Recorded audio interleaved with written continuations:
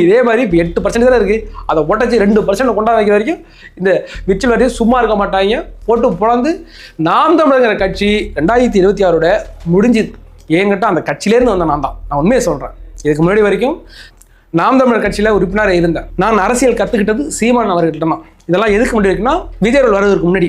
விஜய் வந்தது பிறகு நான் தொடர்ந்து வச்சுக்கலேன். விஜய் வந்தது பிறகு அண்ணன் ஒரு பல்ட்டி அடிச்சா, அப்படி இல்லை, பல்ட்டி அடிச்சு ரஜினியை போய் பார்த்தது, குருமூர்த்தி போய் பார்த்தது, ஸ்டாலினை போய் பார்த்தது அப்படின்னு அண்ணனுடைய நடவடிக்கை மாறிக்கிட்டே இருந்துச்சா. சரி, அண்ணன் கொஞ்சம் கரெக்டாக மாதிரி தான் போகிறாப்புல, இதெல்லாம் சரியில்லை அப்படின்னு நினச்சிட்டு இருக்கும்போது இந்த கரூர் ஸ்டேட்மெண்ட் நடந்துச்சப்போ தான், அதுக்கு பிறகு தான் இந்த நாம் தமிழர் கட்சிங்க அப்படியே உண்மை முகமே தெரிஞ்சுது. நீ எதுக்கு வந்த அரசியலுக்கு? திமுகவை போட்டு புழக்கிறேன்னு தானே வந்த. இன்னைக்கு நீ எங்கே இருக்கிற? திமுகட்ட காசு வாங்கிட்டு விஜயை போட்டு அடிச்சிட்டு இருக்கேன். இதெல்லாம் நியாயமானே? உன் மேலே எம்புட்டு மாதிரியா வச்சிருந்தேன், பேரண்டு கொண்டு இருந்தேன் உன் மேலே. இவ்வளோ கீழ்த்தரமாக இறங்கி போவோம் நான் நினச்சி கூட பார்க்கல.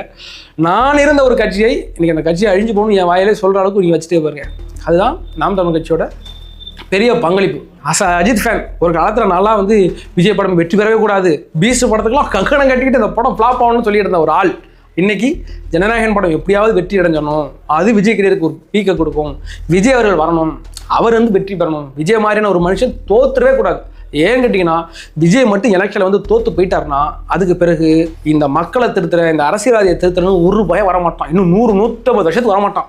ஏன்னு கேட்டிங்கன்னா, விஜய் மாதிரியான இவ்வளோ ஒரு ஃபோர்ஸான நபரே இந்த தேர்தலில் தோத்து போயிட்டாருன்னு வச்சுக்கிங்களேன், இந்த அரசியலை மாற்றவே முடியாது, இந்த அரசியல்வாதியை திருத்தவே முடியாது, இந்த மக்களையும் திருத்த முடியாது. காலகாலத்து உங்களுக்கு இன்ப நீதியோட பையன் வருவார், அவரோட பையன்ட்டு அவங்களே ஆண்டுகிட்டு இருப்பாங்க. சந்தோஷமா இருங்க, அவ்வளோதான்.